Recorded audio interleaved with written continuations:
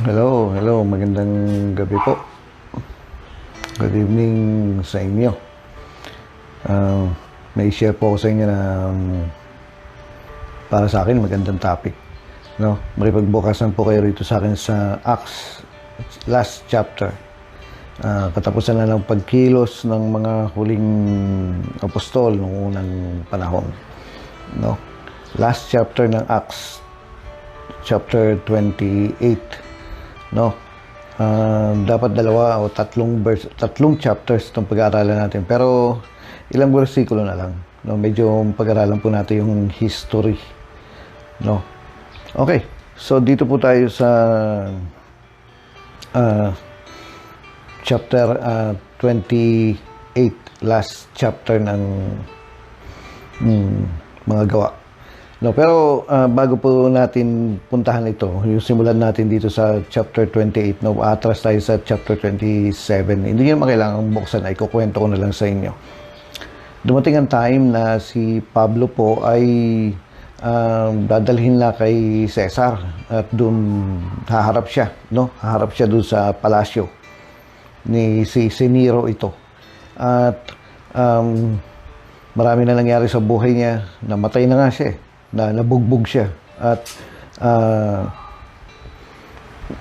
nakaligtas na nakarating na sa langit pero pinabalik ng Diyos. Bakit? Hindi pa kasi tapos yung trabaho niya.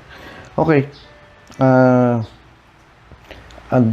Yung barko na sinasakyan niya, nung time na yan, maglalayag na sila, yung umaalis na sila. Ngayon, naramdaman niya dun sa inward witness na sabi niya, panganib itong travel na ito, itong biyahe na to. Ay kinausap niya ngayon yung kapitan ng barko. Sabi niya, mukhang hindi maganda ang magiging takbo ng travel natin. Alam niyo mga kapatid, ano po, hindi po siya yung may-ari ng barko, yung kapitan, walang pakialam. Ang importante lang sa kanya yung ganun, yung pera. No, hindi siya nakikinig. Hindi naman siya interesado sa buhay ni Pablo kung ano, wala po. Ngayon, ang nangyari po, nung paalis na sila, ngayon, ayun na, bumagyo na, no? At ito po yung sequence nung nangyari. Yung barko nila na stuck sa Kumunoy, no? Kumunoy, quicksand. Anong ibig sabihin nito? Minsan sa buhay po natin, may time na nakastuck ka na lang no? Na andun ka na lang. Na hindi ka na umaalis. Pero hindi ibig sabihin, wala ka sa plano ng Diyos. Minsan kasama yung pagiging stuck mo na parang lumulubog ka na lang. Na parang wala nangyayari sa buhay mo. Minsan akala mo parang dahilan sa may nagawa kang mali o naging matikas ang ulo mo. Akala mo lang yun. Pero ang totoo, kasama po sa part ng plan ng Diyos yung mga ganong bagay. At kung dumaan ka man doon, no, andun po yung bago kasi nagpakita po kasi ang ang isang anghel kay Pablo noong time na yan. At kinausap siya na masisave sila sa kabila ng ganon na nangyari. Okay, nangyari po na punta sila sa Kumunoy, no? Yung Kumunoy. Pagkatapos po nun, nawasak yung barko. Yun na. At alam nyo, matagal na nakahawak sila dun sa wasak na barko, yung wasak na pira-pirasong barko. Lulutang-lutang sila sa dagat na yun lang ang hawak nila.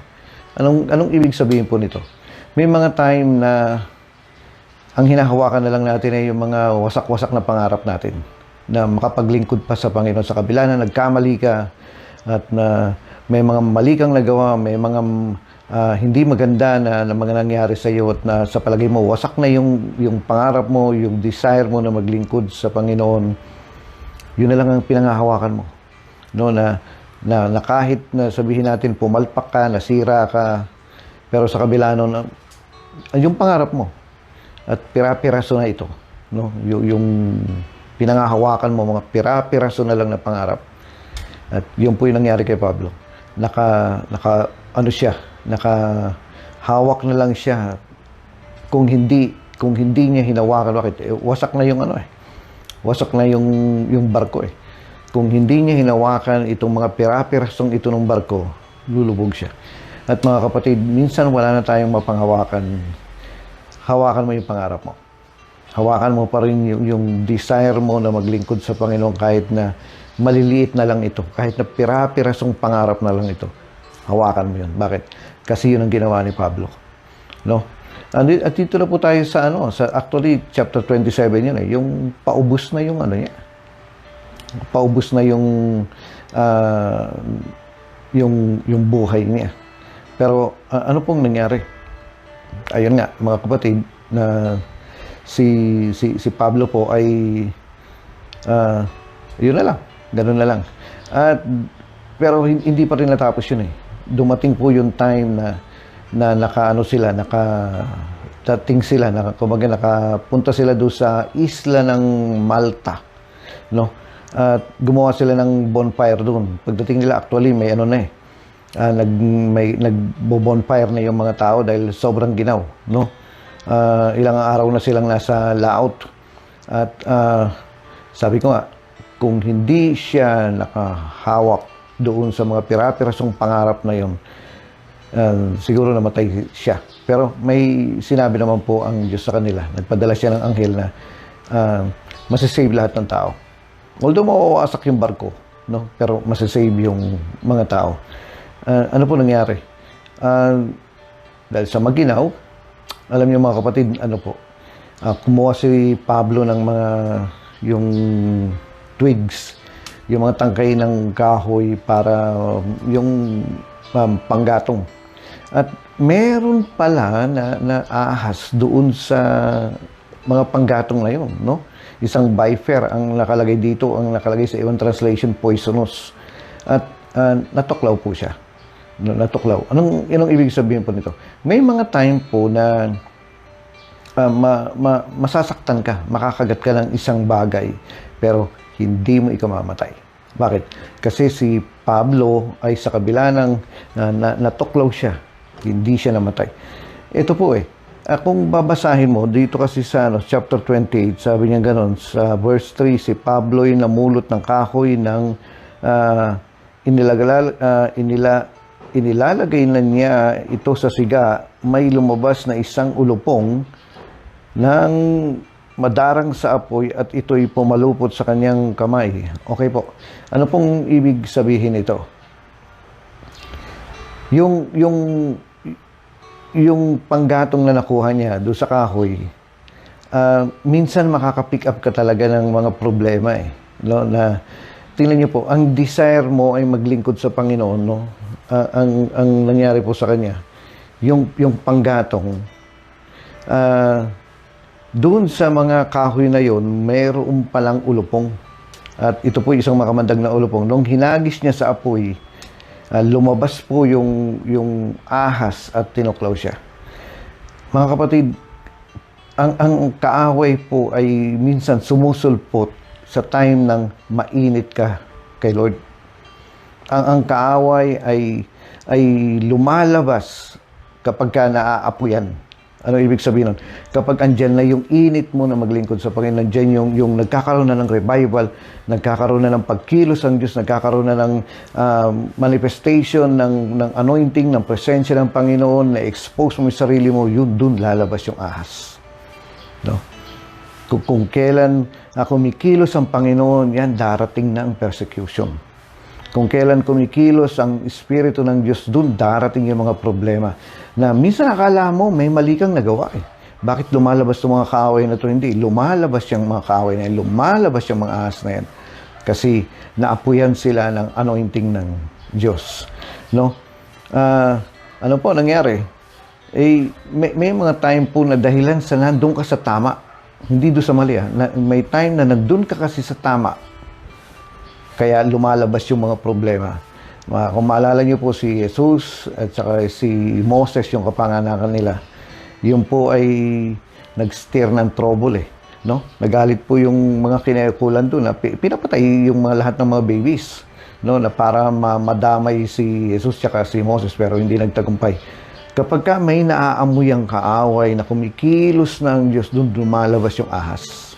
No, kapag ka napapaso na sila sa init mo maglingkod, lalabas na yung ahas. No, at mananakit yan. Ulitin ko, minsan akala mo may mali kang nagawa. Pero ang hindi mo alam, itong ahas na to lumabas kasi naapoy yan. No? Pero yun po ang ginagawa ng kaaway. Gusto niya na ma-stop ang pagsisimba. Gusto niya ma-stop ang pag-church planting. Gusto niya ma-stop ang init mo sa Panginoon. Gusto niya ma-stop ang paghayo ng mabuting balita. Kaya nagkokos siya ng trouble. Nag-i-steer siya ng problema. Bakit? Ayaw niya yan eh. No? Minsan, kapag mainit ka, doon ka makakarinig na laylo lang kayo, laylo lang kayo. Yun eh. Yung po mga bunga ng kainitan mo sa Panginoon, doon lalabas yung nagkakaroon ng problema. Doon lumalabas yung persecution, doon lumalabas yung laylo lang. Hindi naman lumabas yung ahas dahil sa walang problema. Lumabas yung ahas kasi nainitan ng apoy. At yung mga problema po, minsan maglalabasan yan dahil naiinitan ng apoy ng Espiritu. Ano gagawin mo? Huwag ka susunod. No? Kapag sinasabi sa iyo na laylo lang, lalo kang magpakainid sa Panginoon. Naalala ko po yung time na nabasa ko sa Facebook, sabi niya, kung ang Diablo ay nagdo-double time na ngayong panahon na to, dapat tayo mag-overtime. No, sa prayer. Ayan. Okay. So, ano nangyari? Alam niyo mga kapatid, pumalupot yung ahas doon sa kamay niya. At ito po, yung ahas na yun, meron po isang tao nagpunta sa Israel at nakakita po ng isang baby na ahas. Maliit lang, no? Ngayon, meron siyang guide doon, may kasama siya sa Israel at kumuha siya ng patpat at tinutulak-tulak niya, nilalaro niya yung ahas na ganyan. Biglang nakita po siya nung guide niya at hinila yung kamay niya na sabi niya, lumayo ka rin. Sabi niya, bakit? Hindi mo ba alam na yung ahas na yan, yan yung katulad nung tumuklaw kay Pablo? Sabi niya, gano'n baby lang yan eh. Hindi mo ba alam, pagka natuklaw ka niyan, 5 minuto na lang ang buhay mo. Yun. No? Kilala po yung ahas na yun dun sa Malta. At ang sabi nga, sabi nung guide niya, kapag natuklaw ka niyan, 5 minuto na lang ang buhay mo. At wala kaming mapagdadalhan dito na ospital na malapit para abutan ka pa ng buhay. At yun yung ahas na tumuklaw kay Pablo. At sabi nga nung mga tao, tsak na makasalanan, masamang tao ito. Yung nakita nila si Pablo na natuklaw. Kasi bakit siya tinuklaw? Andun kagad ang judgment ng mga tao na kapag ka natuklaw ka ng isang problema, ng isang ahas, dahilan sa init ng pananampalataya mo, andun kagad yung judgment nila na, mali kasi yan eh. Kasi sabi ko na, maglelo na yan eh. Sabi ko na, ayun eh, makakarinig ka ng sisi kasi itong mga tao po rito, nanisi. Pero alam nyo ba, nung nakita nila na walang nangyari kay Pablo, kilala nila yung ahas na yun. Bakit? Kasi tagaron sila eh. At yung ahas na yun, tagaron din. Magkakilala sila. Hindi ko lang alam kung friends sila sa Facebook, no? Pero yung ahas na yun, alam nila na makamandag. At sabi ng Biblia, makamandag. No, mismo ang Bible na nagsabi na isang poisonous na snake, makamandag na ahas. Pero nung nakita nila na hindi naapektuhan si Pablo, ngayon akala nila, Diyos si Pablo. No, basahin niyo po. Ito po yung yung bang naalala ko po yung kapatid ko nung ito lang nakaraang linggo, no. Nakarating po siya sa ibang bansa at last year nakarating sa ibang bansa, pero bago siya nakarating doon, nangutang muna siya sa akin. No, buti lang may utangin. Nangutang po siya sa credit card ko. Ayun, ano nangyari? Hindi ako nakatanggi. No, sabi niya, promise niya kapag bumalik siya, may trabaho naman kasi rito, maayos ang trabaho niya rin sa Pilipinas eh. Kapag bumalik siya, sabi niya gano'n, babayaran ko rin kuya, pautang lang.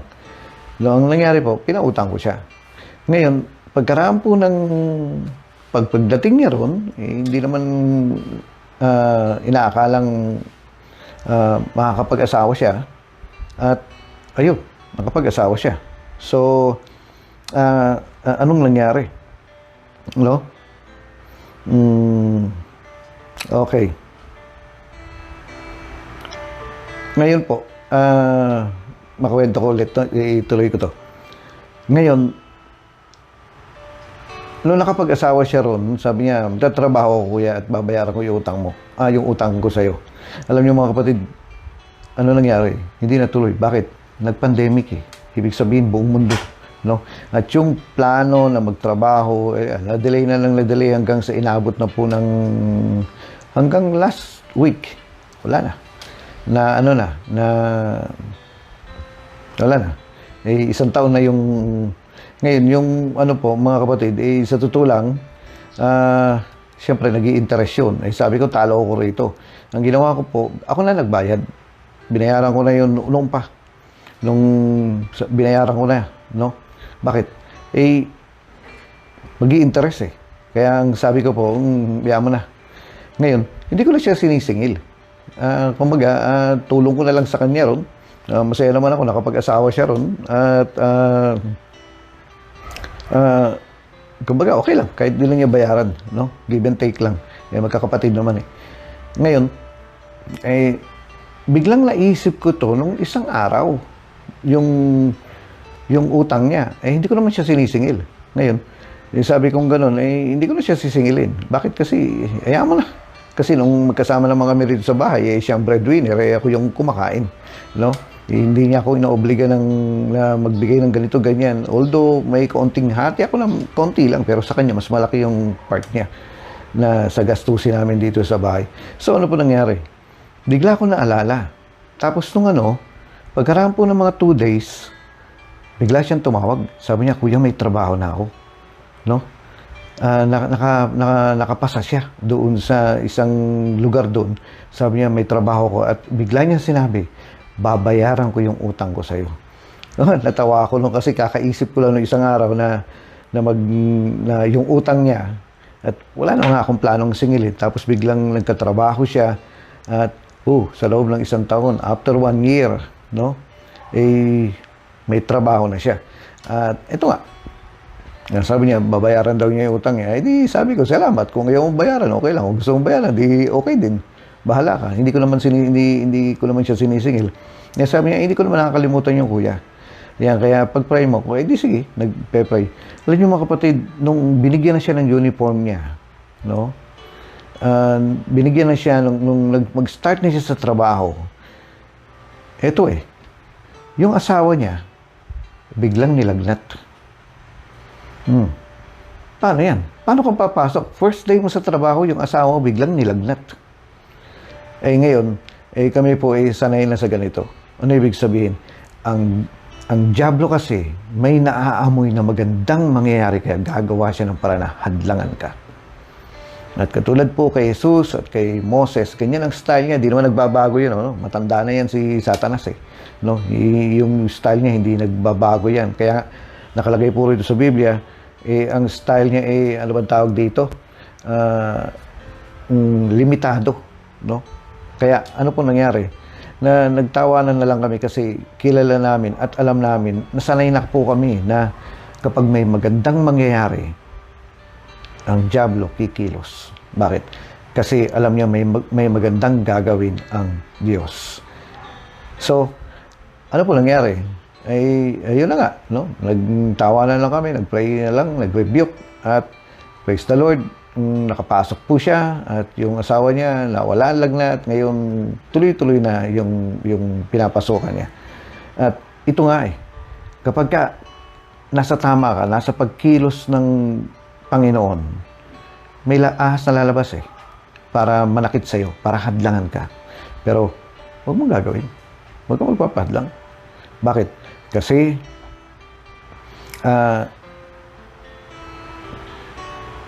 nakaprophesy na ang tagumpay mo. Kung paanong nakaprophesy na reserve ng kagalingan mo, yung victory mo, yung tagumpay mo ay nakaprophesy na. Yan. Alam niyo, minsan sabi ko nga, no, at sinasabi ng Biblia, minsan akala mo yung mga maling nagawa mo, yung mga pagkukulang mo ang nagbibigay sa iyo ng mga problemang ito. May mga problemang lumalabas kasi yung mga kaaway, yung mga adlang nandiyan lang sa paligid yan. Pero kapag ka nainitan na ng apoy, napaso na ng apoy ng revival, ng Espiritu ng Diyos, napaso na sila ng apoy ng pagiging mainit mo sa Panginoon, yun, naglalabasan, nanunuklaw. Pero ano dapat mo gawin? I-shake mo lang. Tapon mo rin sa apoy. Kasi ganun na nangyari dito. Natuklaw si Pablo. No, may mga bagay na makakasakit sa'yo. Yes, pero hindi mo ikamamatay. Ano po nangyari? Sinake lang ni Pablo. Kasi sabi niya ganun, walang bagay na makapananakit sa inyo. No? Sabi niya ganun, binigyan ko kayo ng kapangyarihang apakapakan ang gawa ng kaaway at walang sino man o anuman ang makapananakit sa inyo. Nulit ko po, no, minsan sisihin po tayo na makakarinig tayo kasi lehilo ka lang. Alam niyo mga kapatid, may mga problemang lumalabas kapag ka andyan na ang sigla. Kung kailan pandemic, bakit ka magtatayo ng simbahan yan? Marami kang marinig ganyan. Kung kailan time taghirap, doon ka magtatanim ng ganito, doon ka gagastos, bakit ka magpapatayo ng mga simbahan? Makakarinig ka ng ganun eh. No? Alam niyo ba, nakalagay dito po sa Biblia, sabi niya, huwag kayong tumigil magsimba. Kahit na ano mangyari, huwag kayong tumigil magsimba. Saan nakalagay yan, Kuya Boy? Hebrews 10:25. Nakalagay po doon, huwag kayong tumigil magsimba. Bakit? Hindi ba alam ni Jesus? Hindi ba alam ng Diyos na darating yung pandemic? Siyempre, alam ng Panginoon yan. Alam ni Jesus yan. Pero alam niyo, wala naman nakalagay dito sa Bible na stop eh. No? Ang sabi niya, do not stop attending church. At ito po, ang promise ni Lord, yung mga last words niya bago siya kunin na sa langit, no? Yung wakit na siya. Sabi niya gano'n lahat ng kapangyarihan binigay na sa akin, humayo kayo. Yun yung last words niya, humayo kayo. No? At sabi niya, pagaling kayo ng may sakit. No? Uminom man kayo ng lason, o matuklaw man kayo ng ahas. Umuulit eh. No? Uminom man kayo ng lason, o matuklaw man kayo ng ahas, hindi kayo maano. Yan. Kaya, ano pong sinasabi rito? Ito po ang sinasabi ng Panginoon sa atin. No? Hindi ka maano. Yung kumbaga, nothing shall hurt you. Walang makakasakit sa'yo. No? Alam mo, ang makakasakit sa'yo minsan, yung disobedience mo. No? Yung sinabi na nga ng Lord, huwag kang ligawan yan, huwag kang magpaligaw rin. Sinunod mo pa. No? In-entertain mo pa. Masasaktan ka talaga. Yung disobedience na makakasakit sa'yo, pero yung susunod ka sa Panginoon, hindi. Kaya nga, yung last words ni Jesus, sabi niya, protektado ka sa lason. No? Protektado ka sa kamandag. Basta nandun yung pagsunod mo, sabi niya, ang mga sumasampalataya ay magkakaroon ng ganitong, magtataglay ng ganitong kapangyarihan. Sa pangalan ko, magpapalaya sila ng demonyo, magpe-pray sila sa may sakit, minuman ang lason o matuklaw ng ahas, hindi sila andun may promise ang Diyos. Pag sinusunod mo siya, sabi niya gano'n, protected ka. No? Di kita iwan, di kita pabayaan. Sabi niya gano'n, hanggang kasama kita hanggang sa katapusan ng daigdig, hanggang sa timetable na, yung last na timetable ng Diyos para sa atin. Sabi niya, hindi kita iwanan. Kasama kita. Andun yung protection niya. Promise niya sa iyo na protection niya. Kaya nga mga kapatid, ito po. Ang message po ng Bible sa atin ay always positive. No, walang pananakot o walang yung tatakutin ka, no, hindi, i-encourage ka. At ang sabi niya ganoon, kung susunod ka sa akin, kung susunod ka sa mga bilin kong ito, inom ka man ng lason. No, makain mo man yung virus na yun, o masinghot mo man yung virus na yan, o mapwersang butasin niya yung kamay mo, yung balat mo, yung kamandag, pumasok sa iyo. Yung lasong kasi, para makasira sa'yo, kailangan pumasok sa mainom mo o makain mo, o masingot mo. Pero yung kamandag, kailangan ma-injection sa ano. Sabi niya, kahit na ano pa. Kahit na ano pa. Sabi niya ganun, may protection ka dahil sa pagsunod mo sa Panginoon. Ay okay po, balikan niyo po itong live na to at sundan niyo po. Basahin niyo po yung Acts 27:28 at makikita niyo sa kabila ng mga nangyari kay Pablo, hindi siya iniwan ng Panginoon. At yun din ang promise niya na I will be with you till the end of time, sabi ni Jesus. Alam niyo, sa pangako ni Jesus may forever eh. May forever na sabi niya, hindi kita iiwan, hindi kita pababayaan. Kaya patuloy lang tayo. Patuloy lang. Na sa kabila ng mas mahirap na mag-share ng gospel ngayon, no? Alam niyo, mas mahirap pa nga nun eh. Kasi nun, talagang bawal na bawal mag-share. Bakit? Ipapatayin ka. Hindi lang ikaw mamamatay. Pati pamilya mo. Madadamay sa pagiging born again mo. No? Walang ligtas. Pero mas mahirap pa nga nun eh. No? Pero mga tao nun, hindi tumigil. Eh kung nun, mas mahirap, hindi sila tumigil. Eh di mas lalo ngayon. Mas madali pa nga ito ngayon eh. No? Kaya magpapatuloy po tayo. At dito makikita yung katapatan. Hindi yung pagmadali ang sitwasyon. Hindi yung pagmadali ang mag-share. Doon ka lang nagsishare. Ganun. Ang katapatan po, madali man o mahirap, consistent ka. Faithful ka. Doon makikita yung faithfulness. Amen. So, Lord, maraming salamat sa iyong salita na nagsisilbing example sa amin.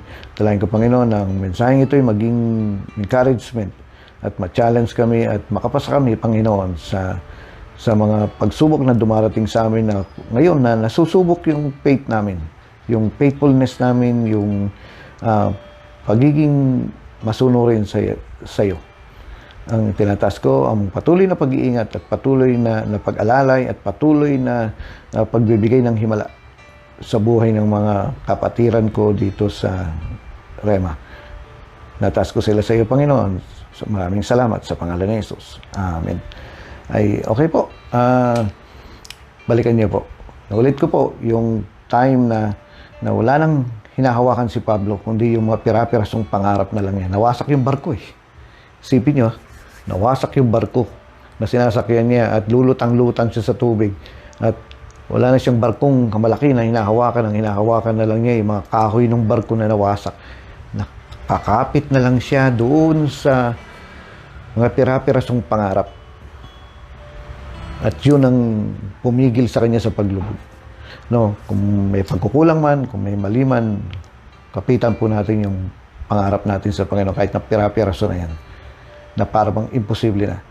Yan ang pipigil sa atin sa paglubog. No, dahil may hinahawakan ka. Ay okay po, magandang gabi. Salamat po sa pag-iimbita. Pagpalain po kayo ng Panginoon. Babay na po.